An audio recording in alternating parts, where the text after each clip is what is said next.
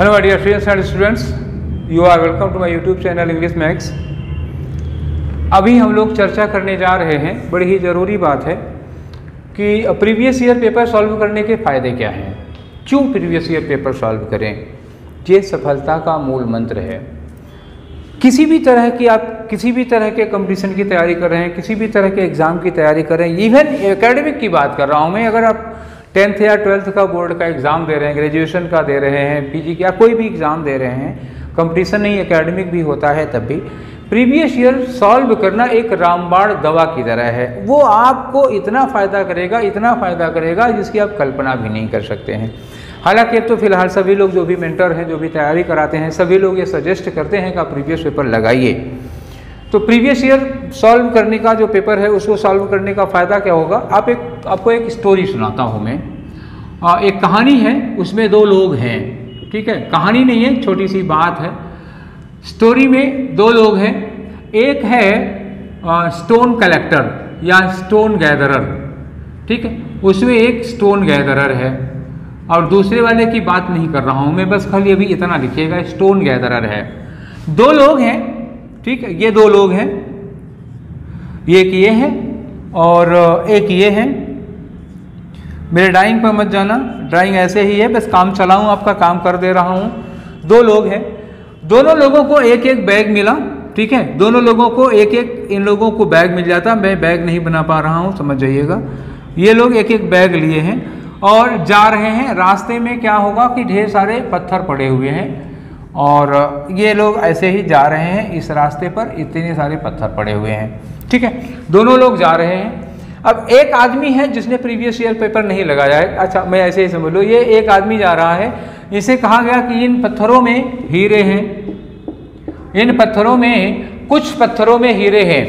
अब ये आदमी क्या करता है, जिसको अनुभव नहीं है, जिसको एक्सपीरियंस नहीं है, वो अपना आगे बढ़ता है और रास्ते में जितने पत्थर मिलते हैं, जो भी पत्थर मिलेगा उसको सोचेगा कि यार इसमें हीरा हो सकता है। वो उसको उठा के उसने बैग में रख लिया। फिर आगे बढ़ा तो फिर लगेगा यार इस पत्थर में हीरा हो सकता है, उसको उठा के बैग में भर लिया। तो ये यहाँ तक पहुँचते पहुँचते उसका बैग भर जाता है, उसका लोड बढ़ जाता है, उसका दर्द के मारे कमर झुक जाती है। आगे के जो पत्थर हैं उनको उठा के उसको बैग में रखने की हिम्मत नहीं होती है, क्योंकि वो थक चुका है, आगे नहीं बढ़ पाता, वहीं तक वो ख़त्म हो। अब ये एक दूसरा आदमी है जिसके पास एक्सपीरियंस है, अनुभव है, बहुत अनुभवी है, वेटेरन आदमी है। ये चलता है, आगे बढ़ता जाता है। ये पता लगा कि यहाँ से आया, यहाँ बढ़ा, यहाँ बढ़ा, यहाँ या थोड़ी देर रुका, यहाँ या थोड़ी देर रुका, इसको नहीं उठाया, इसको नहीं उठाया, इसको उठा लिया। फिर आगे बढ़ेगा, फिर आगे बढ़ेगा, फिर आगे बढ़ा, किसी की नहीं छुएगा, यहाँ पहुँचा, इसको उठा लिया, इन तीनों को छोड़ दिया, ठीक है। ऐसे पता लगा कि ये आदमी 10 पत्थर उठाया और 10 में हीरे निकले। 10 पत्थर लाया, 10 में हीरे। अब ये आदमी 50 पत्थर उठा के ले आया, 2 हीरे निकले। और इनकी हालत ख़राब हो गई, ढो के लाने में 50 पत्थर के आगे छोड़ दिया। और इसने क्या किया, वो जहाँ ये छोड़ दिए थे उसके आगे भी गया और वही पत्थर उठाया जिसमें हीरे थे। अब आपको क्या करना है, जब आप कंपटीशन की तैयारी करते हैं, कोई किताब उठा के पढ़ते हैं, तो किसी भी किताब के सारे पन्ने पढ़ने लायक होते हैं कि नहीं होते हैं, ये आपको पता कैसे चलेगा। How can you know all the pages of book are worth reading or not. सारे पेजेस पढ़ने लायक हैं या नहीं पढ़ने लायक हैं, आपको पता नहीं चलेगा। आपको क्या करना है, आप स्टोन गैदरर बनना चाहते हैं या फिर आप डायमंड पिकर बनना चाहते हैं। क्या बनना चाहते हैं, डायमंड पिकर या फिर स्टोन गैदरर। तो अगर आप सफलता चाहते हैं, if you want to be success, if you want to be successful, अंग्रेजी मैंने गलत बोल दी थी, तो आपको क्या करना पड़ेगा। सक्सेस के लिए आपको डायमंड पिकर होना पड़ेगा। स्टोन गैदरर से सफलता नहीं मिलती। अब आपको डायमंड पिकर कौन बनाएगा, प्रीवियस ईयर के पेपर अगर आप सॉल्व करते हैं तो you will become a diamond picker, not a stone gatherer, ठीक है। एंड सक्सेस विल सर्टेनली किस योर फीट। मतलब समझ में आए, सफलता आपके कदम जरूर चूमेगी। तो आप ये बनेंगे कैसे, आप ये डायमंड पिकर कैसे बनेंगे, इसके लिए आपको प्रीवियस पेपर सॉल्व करना पड़ेगा। प्रीवियस पेपर कितना सॉल्व करना पड़ेगा, एटलीस्ट 5 ईयर्स। अगर आप 10 ईयर्स करते हैं तो सोने पे सुहागा। एटलीस्ट 5 ईयर के प्रीवियस पेपर सॉल्व करिए। प्रीवियस पेपर सॉल्व करने से फ़ायदा क्या होगा, आपको एक्सपीरियंस मिल जाता है किन किन चीज़ों का। अब ये प्रीवियस पेपर जो होता है ना, ये क्या करता है, आपको एक गाइड का काम करता है, ठीक है, guides you as a coach. ये आपको एक कोच की तरह, एक मेंटर की तरह गाइड करता है प्रीवियस पेपर, आपका समय बचाता है, ठीक है, makes you diamond paper, saves your effort and time. ये क्या करेगा, आपका टाइम बचाएगा, saves your effort and time, ये आपका एफर्ट और आपका टाइम बचाएगा। और क्या काम करेगा, इसके अलावा क्या काम करेगा, मैं सब नोट करके लाया हूँ क्या क्या काम करेगा ये। गिव्स एन ओवरव्यू, आपको क्या करेगा, आपको आपके एग्जाम का ओवरव्यू मिल जाएगा। Gives an overview of exam, क्या होगा, आपको आपके एग्जाम का ओवरव्यू मिल जाएगा, ओवरव्यू ऑफ योर एग्जाम, ठीक है, आपको आपके एग्जाम का ओवरव्यू। आप 4 पेपर सॉल्व कर लीजिए, मतलब ये नहीं है कि कितने सवाल सही होते हैं भाई, अगर आप तैयारी शुरू कर रहे हैं, जस्ट गेट द पॉइंट, अगर आप तैयारी शुरू कर रहे हैं, प्रिपरेशन शुरू कर रहे हैं और आप प्रीवियस पेपर लगा रहे हैं, तो आप अपने आप को इवेलुएट करना छोड़ दीजिए। अगर आपने अपने आप को इवेलुएट कर लिया तो you are on wrong step, आप अपना बायां कदम आगे बढ़ाए हैं, इसका मतलब आप गलत स्टेप ले रहे हैं। आप शुरुआत जब शुरू करते हैं प्रीवियस पेपर सॉल्व करने की, तो आप अपने आप को इवेलुएट मत करिए कि 120 क्वेश्चन में या 100 क्वेश्चन में हमारे तो 40 गलत हो गए या हमारे 60 गलत हो गए, वो इवेल्युएशन के लिए था ही नहीं। अभी आपने तैयारी ही कहाँ की है जी, अभी तो आपको इवेल्युएशन करना ही नहीं चाहिए था अपने आप को।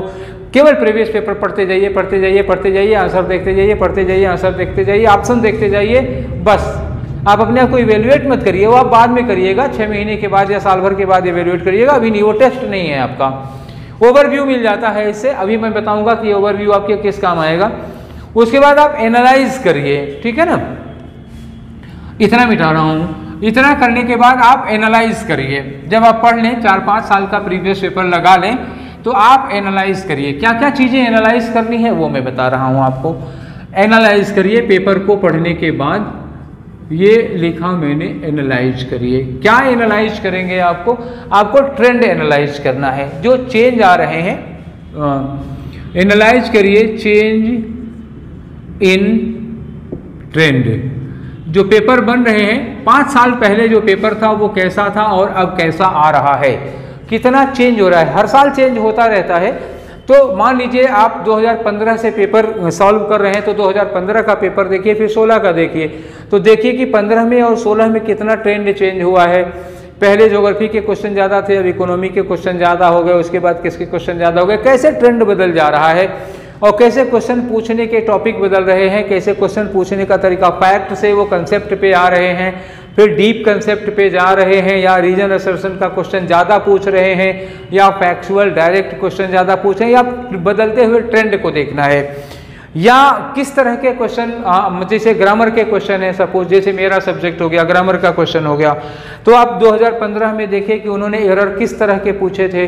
अब उसके बाद 2016 में एरर किस तरह के पूछे, 2017 में एरर किस तरह के पूछे, एरर वर्ब की ज़्यादा पूछ रहे हैं कि प्रीपोजिशन की पूछ रहे हैं, या प्रोनाउन की एरर ज़्यादा पूछ रहे हैं, एरर ज़्यादा पूछ रहे हैं, या इंप्रूवमेंट के क्वेश्चन ज़्यादा पूछ रहे हैं। जो पैसेज पूछ रहे हैं आरसी के, वो किस पर बेस्ड, आरसी के पैसेज ज़्यादा हैं, उसमें डायरेक्ट क्वेश्चन ज़्यादा पूछे जाते हैं या इनडायरेक्ट क्वेश्चन पूछे जाते हैं। 2015 से 2021 के बीच में क्वेश्चन पूछने के ट्रेंड में कितना चेंज आया है, ये सब आप एनालाइज करते रहिए और मार्क करते जाइए, अंडरलाइन करते जाइए। जब भी आप कोई क्वेश्चन पढ़ रहे हैं, जैसे मान लीजिए आपने कोई क्वेश्चन पढ़ा, सपोज करिए वो क्वेश्चन नंबर 11 था और ये क्वेश्चन सब्जेक्ट वर्ब एग्रीमेंट का था, तो आप तुरंत उस क्वेश्चन के आगे लिख दीजिए सब्जेक्ट वर्ब एग्रीमेंट, ये सब्जेक्ट वर्ब एग्रीमेंट के टॉपिक का है। बाद में एनालाइज करने में आसानी रहेगी कि सब्जेक्ट वर्ब एग्रीमेंट से कितने क्वेश्चन पूछे गए हैं, किन किन एग्जाम में सब्जेक्ट वर्ब एग्रीमेंट का क्वेश्चन ज़्यादा है, किन किन एग्जाम में प्रीपोजिशन के क्वेश्चन ज़्यादा है। ऐसे ही हर सब्जेक्ट में होगा। अगर आप IAS की तैयारी करते हैं तो भी ये बात लागू होती है। अगर आप बैंक की तैयारी, किसी भी एग्जाम की तैयारी करते हैं, प्रीवियस पेपर के एनालिसिस की तैयारी, इसके तरीका यही होता है। फिर आप क्वेश्चंस की एनालिसिस करिए। आप क्वेश्चन की एनालिसिस करेंगे तो वो कैसे करेंगे, आपको क्वेश्चंस के पूछे जाने की फ्रीक्वेंसी देखनी पड़ेगी। देखिए मैं लिख रहा हूँ कैसे, ये हो गए क्वेश्चन आपके, देखिए स्पेलिंग गलत हो गई, क्वेश्चन हो गया, तो क्वेश्चंस की एनालिसिस करिए। आप क्वेश्चन को 3 हिस्सों में बांट दीजिए। एक होता है हाई फ्रीक्वेंसी के क्वेश्चन है, हाई इंटेंसिटी वाले हैं, हाई इंटेंसिटी। आप ये क्वेश्चन देखिए, कितने ज़्यादा, किस टॉपिक से ज़्यादा क्वेश्चन पूछे जा रहे हैं, हाई इंटेंसिटी। जैसे हम आपको बताएं कि अंग्रेजी में हाई इंटेंसिटी के क्वेश्चन किसके होते हैं, वर्ब के क्वेश्चन हाई इंटेंसिटी के होते हैं। कोई भी एग्जाम ले लो, सबसे ज़्यादा क्वेश्चन वर्ब के होते हैं और हर साल पूछे जाते हैं, किसी बार ये छोड़ा नहीं जाता, हर बार वर्ब के क्वेश्चन जरूर होंगे। तो मतलब वर्ब का क्वेश्चन हाई इंटेंसिटी में आ जाता है। दूसरे नंबर पे मीडियम इंटेंसिटी में आ जाइए आप, तो मीडियम इंटेंसिटी में किसके क्वेश्चन आ जाएंगे, जैसे मान लीजिए ये है प्रीपोजिशन के क्वेश्चन मीडियम इंटेंसिटी में आ जाते हैं। अब ये ज़रूरी नहीं है, किसी साल हाई इंटेंसिटी में, पता लगा 5 साल की एनालिसिस किए, 5 साल में किसी साल वर्ब, किसी साल प्रीपोजिशन ज़्यादा पूछा गया, तो अब प्रीपोजिशन को भी हाई इंटेंसिटी में रख दीजिए।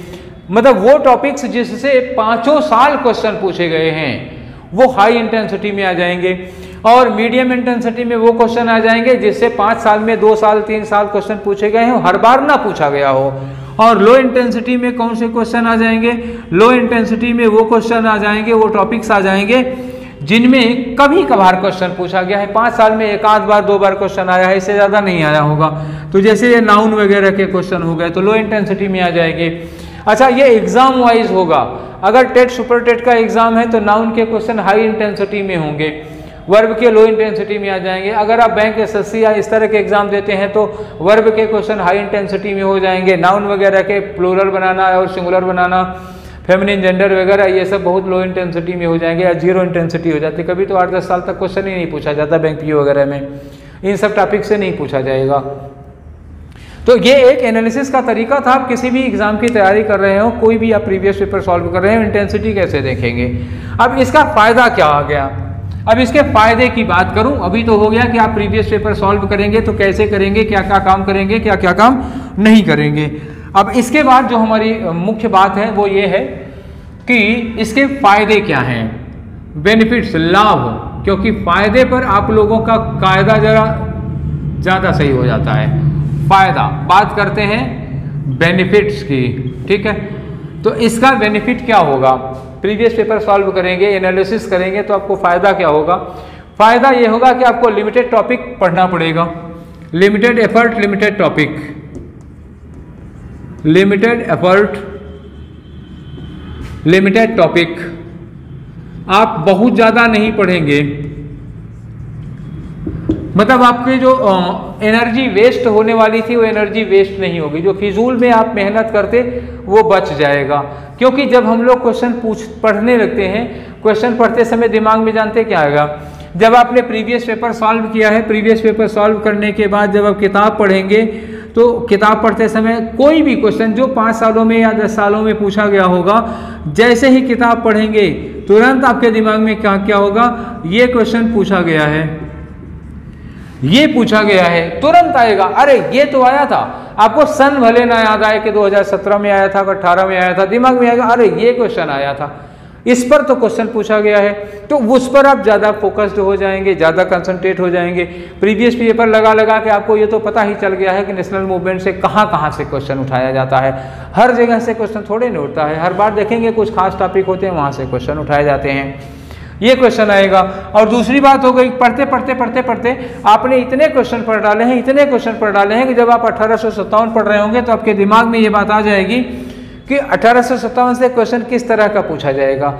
या जब आप नाउन पढ़ रहे होंगे, जब आप वर्ब पढ़ रहे होंगे, मैं जीएस की बात से हट के अंग्रेजी पे आ रहा हूँ, जब आप वर्ब पढ़ रहे होंगे तो वर्ब पढ़ते समय अब आप पता लगा कि आप वर्ब में मॉडल वर्ब पढ़ रहे हैं, मॉडल वर्ब पढ़ रहे हैं और आप बैंक पीओ की तैयारी करते हैं, तो बैंक पीओ की तैयारी करते हैं, आपने प्रीवियस पेपर में मॉडल वर्ब के क्वेश्चन बहुत कम देखे होंगे, कंडीशनल में एक आध आ जाता है, नहीं तो आता वाता नहीं है, तो आपको लगेगा ये मॉडल वर्ब से कोई क्वेश्चन पूछा नहीं, ये हमारे काम की चीज़ नहीं है। अब सब्जेक्ट वर्ब एग्रीमेंट पढ़ेंगे, अरे बार ये तो एज वेल एज वाला क्वेश्चन आ चुका है, और ये रिलेटिव प्रोनाउन वाला क्वेश्चन, ये तो मोर देन लगा, अरे मोर देन वाले पे एक दिन क्वेश्चन आया था, ठीक है, कहीं लिखा हो 3/4 ऑफ, अरे ये तो फ्रैक्शन पे क्वेश्चन आ चुका है। जैसे जैसे आप रूल्स पढ़ेंगे, ग्रामर के जब आप रूल्स पढ़ेंगे तो आपके सटासट एक एक बात दिमाग में आती चली जाए, ये पढ़ाऊँ, ये आया है, ये पूछा गया, ये पूछा गया, ये ऐसे आता जाता है। तो फिर आप जब पढ़ा हुआ क्वेश्चन, जब पूछा हुआ क्वेश्चन पढ़ेंगे, वो रूल पढ़ेंगे, आपका दिमाग अचानक अलर्ट हो जाता है। वो जानते हैं, मतलब जो ट्यूबलाइट है आपकी ना, वो 16 वाट की, वो अचानक 40 वाट की हो जाती है,